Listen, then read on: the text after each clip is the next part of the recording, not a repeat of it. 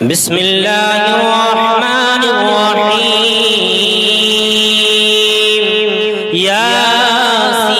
ياسين والقرآن الحكيم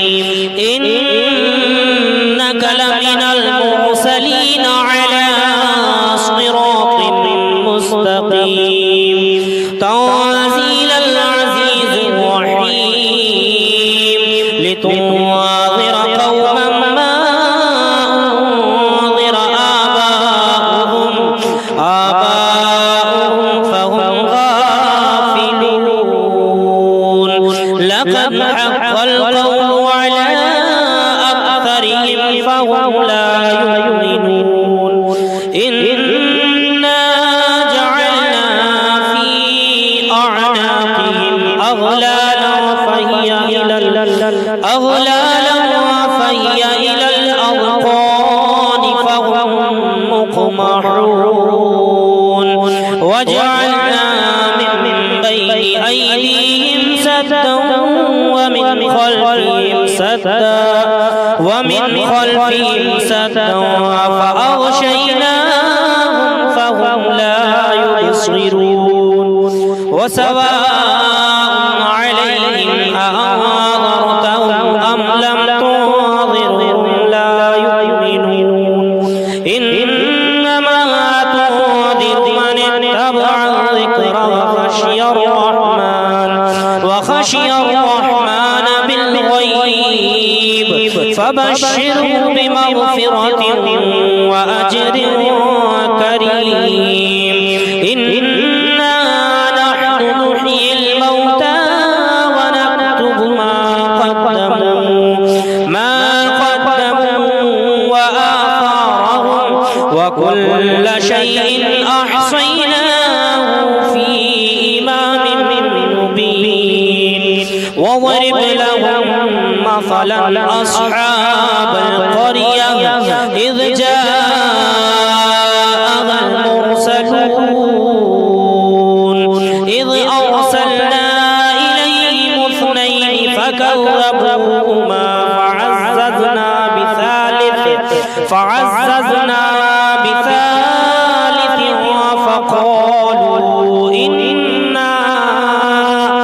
فقالوا إنا إليكم مرسلون قالوا ما أنتم إلا بشر مثلنا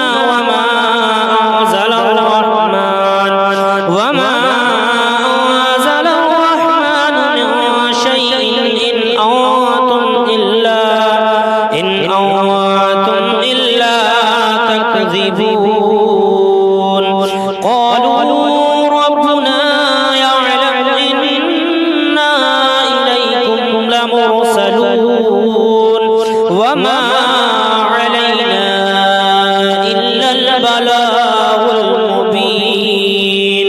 قالوا إنا تطيرنا بكم لئن لم تنتهوا لنرجمنكم وليمسنكم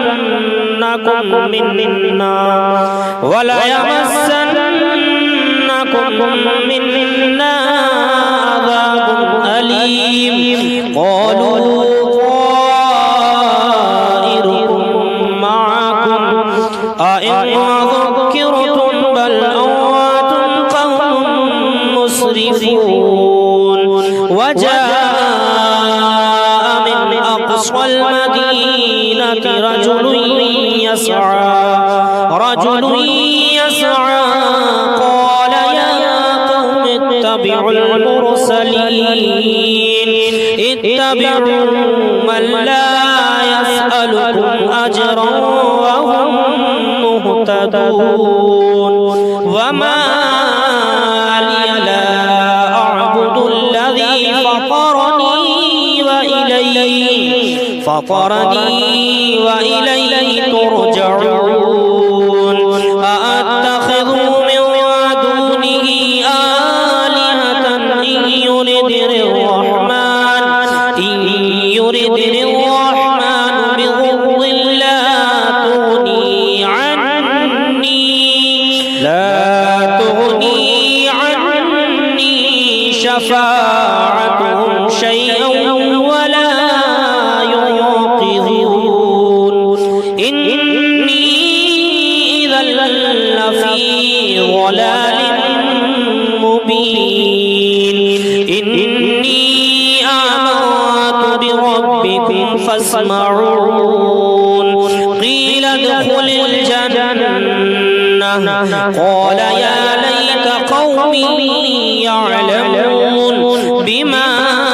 غفر لي ربي وجعلني من المكرمين وما أنزلنا على قومه من بعده من جند من السماء وما كنا منزلين إن كانت إلا صيحة واحدة فإذا هم خامدون يا حسرة على العباد ما يأتيهم من رسول إلا كانوا به يستهزئون ألم يروا كم أهلكنا قبلهم من القرون أنهم إليه لا يرجعون وإن كل لما جميع لدينا محضرون وآية لهم الأرض الميتة أحييناها وأخرجنا منها حبا فمنه يأكلون وجعلنا فيها جنات من نخيل وأعناب وفجرنا فيها من العيون ليأكلوا من ثمره وما عملته أيديهم فلا يشكرون سبحان الذي خلق الأزواج كلها مما تنبت الأرض ومن أنفسهم ومما لا يعلمون آية لهم الليل نسلخ منه النهار فإذا هم مظلمون والشمس تجري لمستقر لها ذلك تقدير العزيز العليم والقمر قدرناه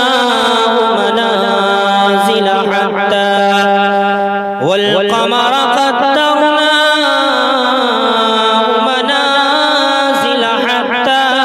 عادا كالأرجون القديم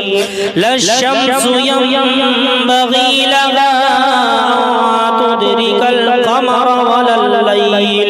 ولا الليل سابق النهار وكل في فلك يسبحون وآية لهم أنا حملنا ذريتهم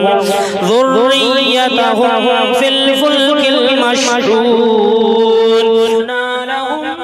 لهم من مثله ما يركبون وإن نشأ نغرقهم فلا صريخ لهم ولا هم ينقذون إلا رحمة منا ومتاعا إلى حين إذا قيل لهم اتقوا ما بين أيديكم وما خلفكم لعلكم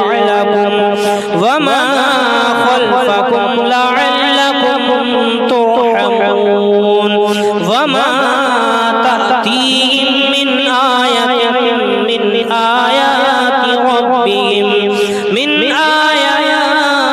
ربهم إلا كانوا عنها معرضين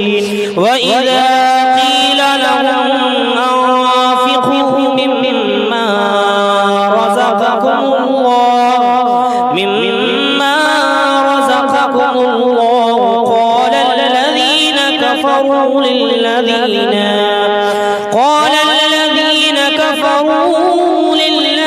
آمنوا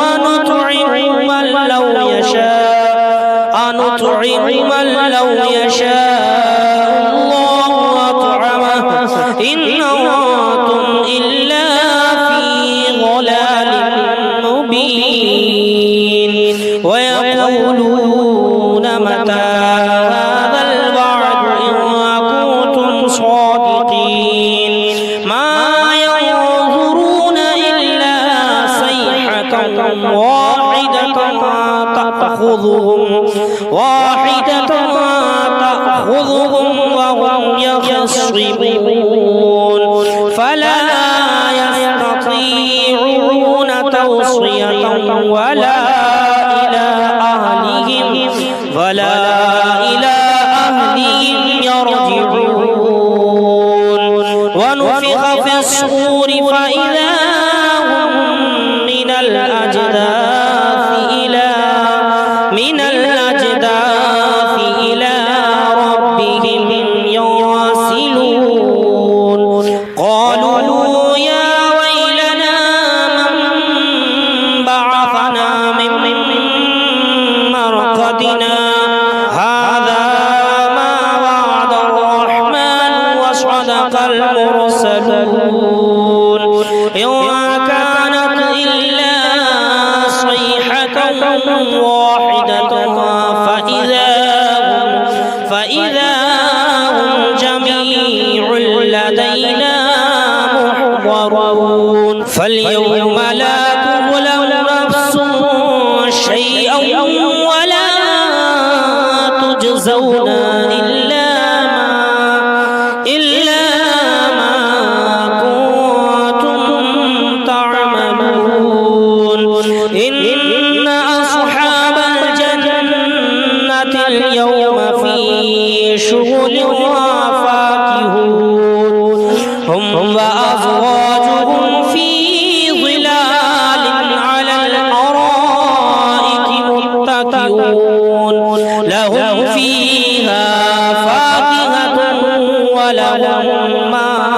يدعون سلام قولا من رب رحيم وامتازوا اليوم أيها المجرمون ألم أعهد إليكم يا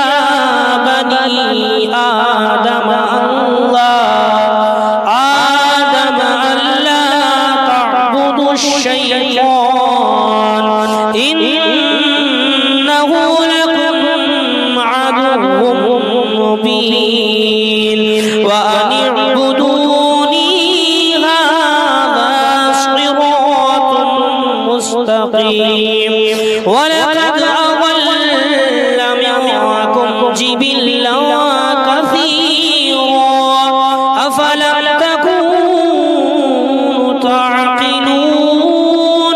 هذه جهنم التي كنتم توعدون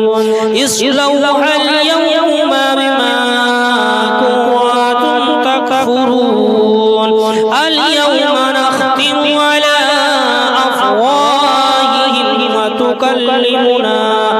وتكلمنا أيديهم وتشهد أرجلهم بما كانوا يكسبون ولو نشاء لطمسنا على أعينهم فاستبقوا الصراط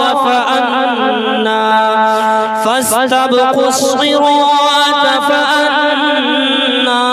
يبصرون ولو نشاء لمسخناهم على مكانتهم فما استطاعوا مضيا ولا يرجعون ومن نعمره ننكسه في الخلق أفلا يعقلون وما علمناه الشعر وما ينبغي له إن هو إلا ذكر وقرآن مبين ناظر ما كان حيا ويحق القول على الكافرين أولم يروا أنا خلقنا لهم مما عملت أيدينا أنعاما فهم لها مالكون وظللناها لهم فمنها ركوبهم ومنها يأكلون لهم فيها منافع ومشارب أفلا يشكرون واتخذوا من دون الله آلهة لعلهم ينصرون لا يستطيعون نصرهم وهم لهم جند محضرون فلا يحزنك قولهم إنا نعلم ما يسرون وما يعلنون أم يرى الإنسان أنا خلقناه من نطفة فإذا هو خصيم مبين وضرب لنا مثلا ونسي خلقه قال من يحيي العظام وهي رميم قل يحييها الذي أنشأها أول مرة وهو بكل خلق عليم الذي جعل لكم من الشجر الأخضر نارا فإذا أنتم منه توقدون أوليس الذي خلق السماوات والأرض بقادر على أن يخلق مثلهم بلى وهو الخلاق العليم إنما أمره إذا أراد شيئا أن يقول له كن فيكون فسبحان الذي بيده ملكوت كل شيء وإليه ترجعون بسم الله الرحمن الرحيم الرحمن علم القرآن خلق الإنسان علمه البيان الشمس والقمر بحسبان والنجم والشجر يسجدان والسماء رفعها ووضع الميزان ألا تطغوا في الميزان وأقيموا الوزن بالقسط ولا تخسروا الميزان والأرض وضعها للأنام فيها فاكهة والنخل ذات الأكمام والحب ذو العصف والريحان فبأي آلاء ربكما تكذبان خلق الإنسان من صلصال كالفخار وخلق الجن من مارج من نار فبأي آلاء ربكما تكذبان رب المشرقين ورب المغربين فبأي آلاء ربكما تكذبان مرج البحرين يلتقيان بينهما برزخ لا يبغيان فبأي آلاء ربكما تكذبان يخرج منهما اللؤلؤ والمرجان فبأي آلاء ربكما تكذبان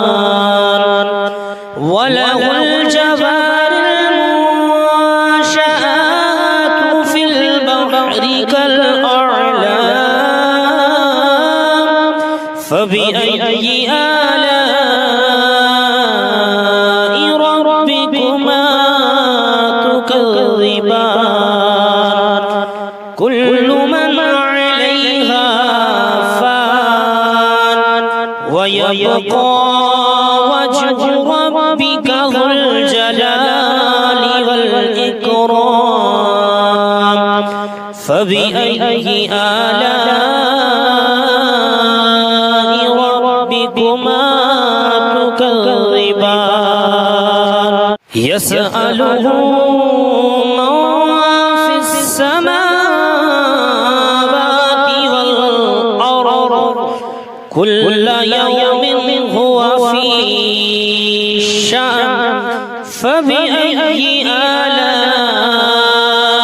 ربكما تكذبان سنفرغ لكم أيها الثقلان فبأي آلاء ربكما تكذبان يا معشر الجن والإنس إن استطعتم أن تنفذوا من أقطار السماوات والأرض من أقطار السماوات والأرض فانفذوا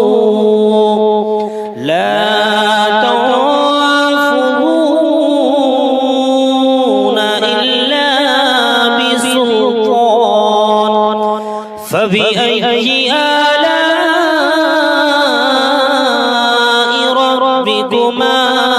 تكذبان يرسل عليكما شواظ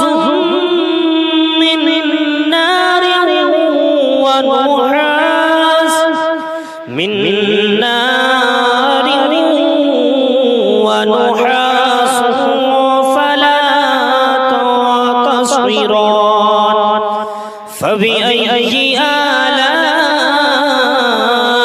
ربكما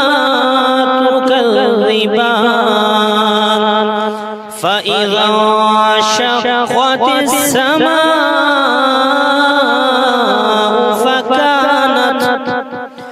فكانت وردة كالدهان فبأي آلاء ربكما تكذبان فيومئذ لا يسأل عن ذنبه إنس ولا جان فبأي آلاء ربكما تكذبان يعرف المجرمون بسيماهم فيؤخذ بالنواصي والأقدام فبأي آلاء ربكما تكذبان هذه جهنم التي يكذب بها المجرمون يطوفون بينها وبين حميم آن فبأي آلاء ربكما تكذبان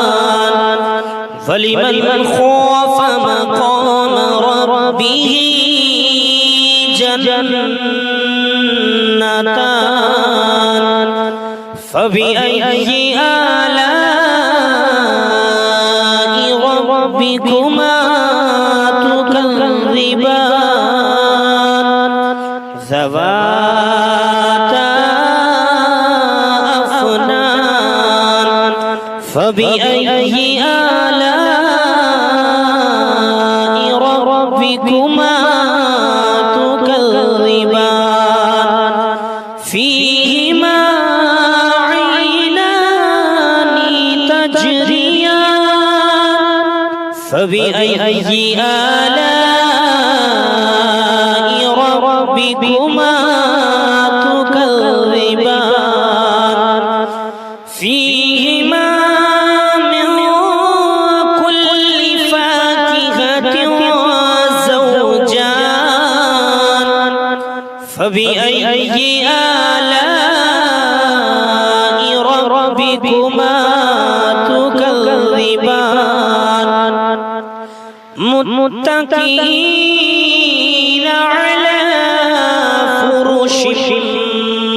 بطائنها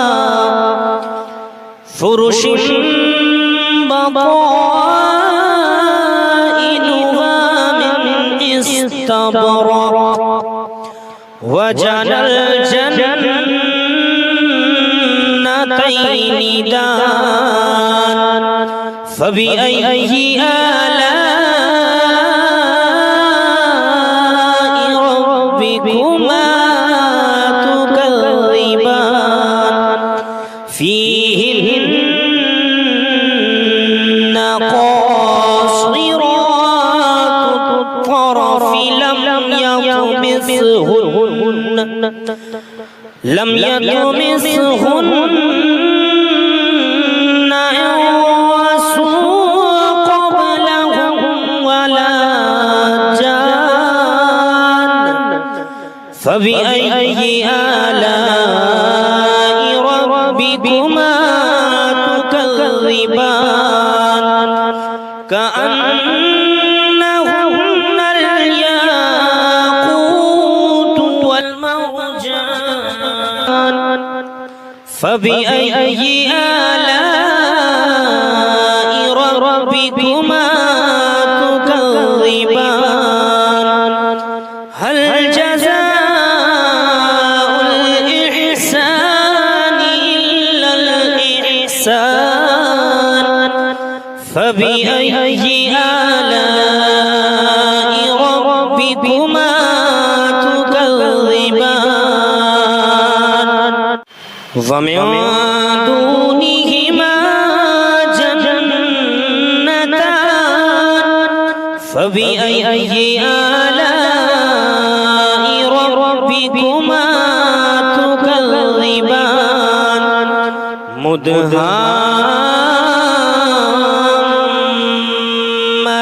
مدهامتان فبأي آلاء ربكما تكذبان فيهما عينان نضاختان فبأي آلاء ربكما تكذبان فيهما فاكهة ونخل ورمان فبأي آلاء ربكما تكذبان فيهن خيرات حسان فبأي آلاء ربكما تكذبان حور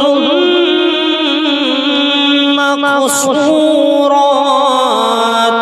وفي الخيام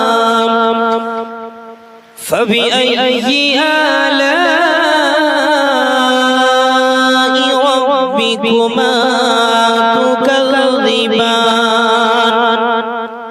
لم يطمثهن إنس قبلهم ولا إنس قبلهم ولا جان فبأي آلاء ربكما تكذبان متكئين على رفرف